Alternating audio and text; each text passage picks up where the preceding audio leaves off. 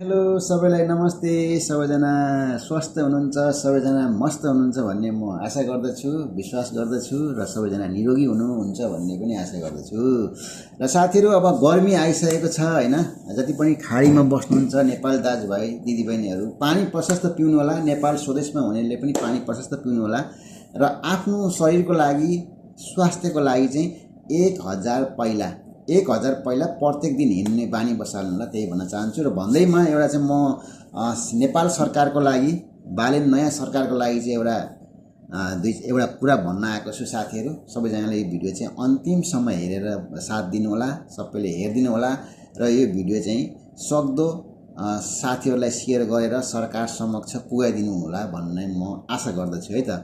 र म भन्न गइरहेको छु सुकुम्बासीको विषयमा है त साथीहरू। सुकुम्बासीको विषयमा चाहिँ अब हिजो अस्ति नै सबैजनाले न्युज हेरिसक्नु भएको छ। बालेन नयाँ सरकारले राम्रै काम गर्नको लागि अगाडि बढेको छ। उहाँले 77वटै जिल्लामा चाहिँ सुकुम्बासी समाधान गर्नेतिर लाग्नुभएको छ। यो एकदम खुसीको कुरा हो। सबैले साथ दिनुपर्छ। नेपाली जनता, विपक्ष पार्टीहरू, सुकुम्बासी नेपाली दाजुभाइ दिदीबहिनी सबैले सरकारलाई साथ दिनुहुन्छ भन्ने म पनि आशा गर्दछु। साथ दिनु होला। र अलिकति दुःख चाहिँ छ। दुःख भयो भन्दैमा दुःख किन हुन्छ भने सुखको लागि हुन्छ। छिनिकमा दुःख हुन्छ, भविष्यमा सुख हुन्छ। त्यसकारणले यो सुखको काम हो। सुखको काम अगाडि बढेको छ। सबैले साथ दिनु होला। कसैले पनि विरोध नगर्नु होला। विरोध गरेर हुनेवाला केही छैन। 30-35 वर्ष तपाईहरुले हेर्नुभयो नेपालमा कति आयोग बन्यो सुकुम्बासीको, कतिले जग्गा बाँडे, कस्ता मान्छेले जग्गा पाए, कस्ता मान्छे फेरि जग्गा बेचेर फेरि सुकुम्बासी भए। सबै नेपाल सरकारसँग डाटा छ। र मेरो व्यक्तिगत सुझाव नेपाल सरकारलाई, मेरो व्यक्तिगत तर्फबाट, नेपालमा मोटामोटी अब 12-13 लाख सुकुम्बासी भन्दा बढी नै होला जहाँसम्म लाग्छ। र मैले एउटा अनुमान गरेको, जति भए पनि अहिले नयाँ डाटा लिएर चाहिँ 77वटा जिल्लाबाट चाहिँ डाटा लिएर नयाँ सुकुम्बासीहरू कति छन् सबै डाटा लिन सकिहाल्छ। पहिलेको नेपाल सरकारसँग पनि डाटा छ, त्यसलाई पनि छानबिन हेर्न सकिन्छ हैन। र मेरो एउटा सुझाव चाहिँ जग्गा दिने सुकुम्बासीलाई। धेरै पहिलाका सरकारहरूले पनि जग्गा बाँडे। जग्गा कसले पायो भन्दाखेरि जो हुने खाने, जो धनी मनी, जो नेताका आफ्नो आफन्त हैन, उस्ता यस्तै मान्छेले मात्रै जग्गा पाए। अब यहीँ काठमाडौँमा हेर्नु पनि कत्रो घरहरू ढले नि त्यो अस्ति हैन, डोजर हान्दाखेरि सबैले हेर्नुभएकै छ। सुकुम्बासी हुन् कि हुकुमबासी हुन् भन्ने कुरो सबैको पहिचान त भइसकेको छ। अलिकति सुकुम्बासी नेपाली दाजुभाइ दिदीबहिनीलाई चाहिँ अलिकति दुःख भयो। उहाँहरूको बिचारा यति गरी खाने बाटो हटेछ, अहिले बस्ने घर छैन। त्यसकारणले यो चाहिँ एउटा दुःख छ। दुःख भन्न मान्नु होला। नेपाल सरकारले तपाईहरुको एकदम व्यवस्था गर्नै छ, अहिले पनि गरिरहेकै छ। खाना बस्न त दिएकै छ, तर पनि अब वासस्थानको लागि पनि केही काहीँ न काहीँ चाहिँ व्यवस्था हुने नै छ पहिचान गरेर। र एउटा कुरा सरकारलाई के भन्न चाहन्छु भने 77वटै जिल्लामा चाहिँ अहिले नयाँ डाटा लिएर चाहिँ सुकुम्बासीको उसमा हैन, जस्तै अब खोलाको छेउछाउमा बस्नुभएको छ, कोही अब सार्वजनिक जग्गामा बस्नुभएको छ, सरकारी जग्गामा बस्नुभएको छ, हो त्यसको सबै गरेर चाहिँ डाटा लिएर चाहिँ पहिलाको डाटालाई पनि अवलोकन गरेर चाहिँ सबै जिल्लामा चाहिँ सुकुम्बासी बस्ती होस् क्या।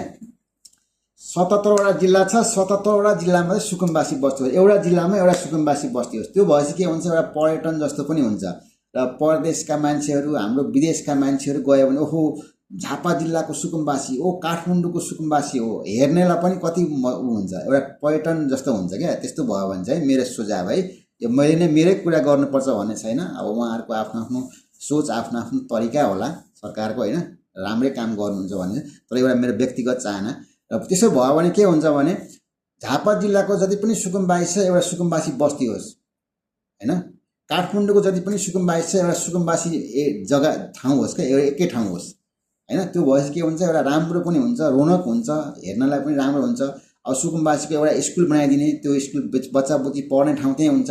एउटा हस्पिटल बनाइदिने, उहाँको सुख त्यो सबै कुरो त्यही हुन्छ। शिक्षा पनि भयो, स्वास्थ्य पनि भयो, अनि रोजगार पनि त्यहीँका मान्छेले पायो। स्कुलमा पनि काम पाए, हस्पिटलमा पनि काम पाए हैन। हो त्यस्तो होस् क्या। त्यो भयो भने के हुन्छ, सुकुम्बासी एकदम निर्मूल हुन्छ नेपालमा। र जग्गा दिँदाखेरि चाहिँ जग्गा चाहिँ सरकारको नाममा हुनुपर्छ है, व्यक्तिको नाममा हुँदैन। जस्तै सुकुम्बासी हामीले 5 धुर जग्गा दियौँ, एउटा सुकुम्बासी, जस्तै म सुकुम्बासी भए मेरो 5 जना परिवार छ भने मैले 5 गुरु जग्गा पाएँ, मैले घर बनाउन पाएँ नि त हैन, घर बनाउन पाएँ। र एउटा सुकुम्बासी परिवारलाई एउटा रोजगारी चाहिँ हुनु जरुरी छ, किन उनलाई खाने पनि चाहियो नि त। एक रोजगार भयो भने चाहिँ उसले गरेर खान सक्छ र आफ्नो बच्चालाई पढाउने, त्यहाँ स्वास्थ्य हस्पिटल भयो भने स्वास्थ्य उपचार गर्न सको, अनिखेर तपाईँको सबै कुरो त्यहीँ पायो नि त। त्यसकारण त्यस्तो भयो भने चाहिँ जस्तै पहिला थियो नि त भुटानी शरणार्थीहरू बनाएको थियो, बाहुनडाङ्गीमा सुकुम्बा के अरे भुटानी शरणार्थी, त्यो पुरै एरिया भुटानी शरणार्थी बसेका थिए नि त। हो यस्तै चाहिँ खालको भयो भने चाहिँ एउटा पर्यटन जस्तो पनि हुन्छ मेरो सुझाव चाहिँ। र जग्गा दिँदाखेरि चाहिँ नेपाल सरकारमा होस्, व्यक्तिलाई जग्गा नहोस्, पहिले पनि जग्गा धेरै बाँडे, जग्गा बाँडेको पछि त ब्याङ्कमा राख्ने, कसैले धितो दिने, कसैले चाहिँ अब कुनै संस्थामा राखेर पैसा निकाल्ने हो। यसरी चाहिँ जग्गा दिँदाखेरि चाहिँ कुनै पनि ब्याङ्कमा पनि राख्न नपाउने, कुनै संस्थामा राख्न पाउने, त्यो बेच्नै नपाउने एउटा बनाउनु पर्छ। नेपाल सरकारको नाममा भयो भने झन् राम्रो। जग्गा दिने, बस्न दिने, जग्गा दिँदाखेरि कुनै कारोबार नहोस् जग्गामा, उसकै जग्गा होस्, उसले 3 बुस्ता होइन जन्मेदेखि मरुन्जेलसम्म चाहिँ बस्न पाओस् क्या, मेरो सुझाव। यो भयो भने चाहिँ के हुन्छ भने सुकुम्बासी निर्मूल हुन्छ क्या, फेरि सुकुम्बासी हुँदैन। किनभने यहाँ त के भयो भने सुकुम्बासीमा राजनीतिक भयो क्या। अब सुकुम्बासी अब आज एमालेको पार्टी आयो, सुकुम्बासी छानबिन गर्यो, आयोग बनायो, अनि अब सबै आफ्नो आफ्नो मान्छेलाई जग्गा बाँड्दियो, अनि फेरि त्यो जग्गा बिक्री गरे, कोही अब बेचेर खाए, कसैले ब्याङ्कमा राखे, कोही धितो निलाम भयो, अनि फेरि त्यो मान्छे सुकुम्बासी भयो। त सुकुम्बासी त निर्मूल कहिल्यै हुँदैन। त्यसकारण चाहिँ यो नयाँ सरकारले चाहिँ त्यस्तो काम गरोस्, मेरो एउटा सुझाव हो। मैले भनेको कुरा गर्नुपर्छ भन्ने छैन, तर मेरो कुरालाई पनि तपाईँले अध्ययन गरेर यो सुनिदिनु होला, सुनेर चाहिँ एउटा मनसायमा दिमागमा राख्नुहोस् र मैले भनेको कुरा सही छ भने त्यो गर्दाखेरि चाहिँ राम्रो हुन्छ जस्तो मलाई लाग्छ। नेपालको सुकुम्बासी समस्या समाधानै हुन्छ र सबैको डाटा लिएर चाहिँ सुकुम्बासी हो, को हुकुमबासी हो भन्ने त पहिचान त भइहाल्छ। र प्रत्येक जिल्लामा चाहिँ एउटा सुकुम्बासी बस्ती होस्, त्यो भएपछि एकदम राम्रो हुन्छ। त्यहाँ चाहिँ एउटा स्वास्थ्य चौकी पनि राखिदिने, अनि पढाउने एउटा विद्यालय पनि बनाइदिने, अनि त्यो भएपछि अनि एउटा मान्छेले एउटा रोजगार पाउने, एउटा परिवारबाट एउटा रोजगार पाओस् क्या, त्यो भएपछि एकदम राम्रो हुन्छ। त्यस कारणले म त्यही मेरो अनुरोध त्यही छ साथीहरू। मैले आज सुकुम्बासीको बारेमा धेरै चर्चा पनि सुने, धेरै पार्टीहरूले विरोध पनि गरे, धेरै आलोचना गरिरहेका छन्। त्यस्तो आलोचना कसैले पनि नगरिदिनु, सरकारलाई काम गर्न दिनुहोस्। सरकारले राम्रैको लागि काम गरिरहेछ। सुकुम्बासी दिदीबहिनी दाजुभाइलाई दुःख दिनुहुन्न भन्ने आशा छ। सबैको व्यवस्थित गर्नुहुन्छ भन्ने म विश्वास छु। सबैजना हामी विश्वासै छौँ नेपाली जनताहरू। र यस्तै भिडियो हेर्नको लागि सबैजनाले मेरो युट्युब च्यानल पनि छ साथीहरू। युट्युब च्यानल मोहन केसी 1305 मेरो आइडी हो। मैले लिङ्क राखेको हुन्छु, त्यसमा टच गरेर चाहिँ सबैले सब्सक्राइब गरेर भिडियोहरू पनि हेरिदिनु होला।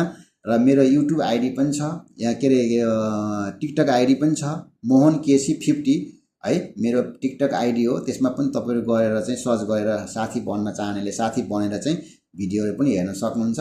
र मेरो फेसबुकमा पनि जोडिनु होला, सबैले फलो गर्नु होला, मैले सबैलाई ब्याक दिनेछु।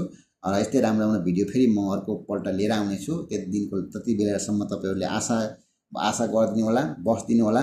फेरि म नयाँ भिडियो, राम्रो भिडियो लिएर आउनेछु। र सबैलाई धेरै धेरै धन्यवाद छ। सबैले भिडियो हेरेर सेयर चाहिँ अवश्य गरिदिनु होला। जय नेपाल साथीहरू, जय नेपाल।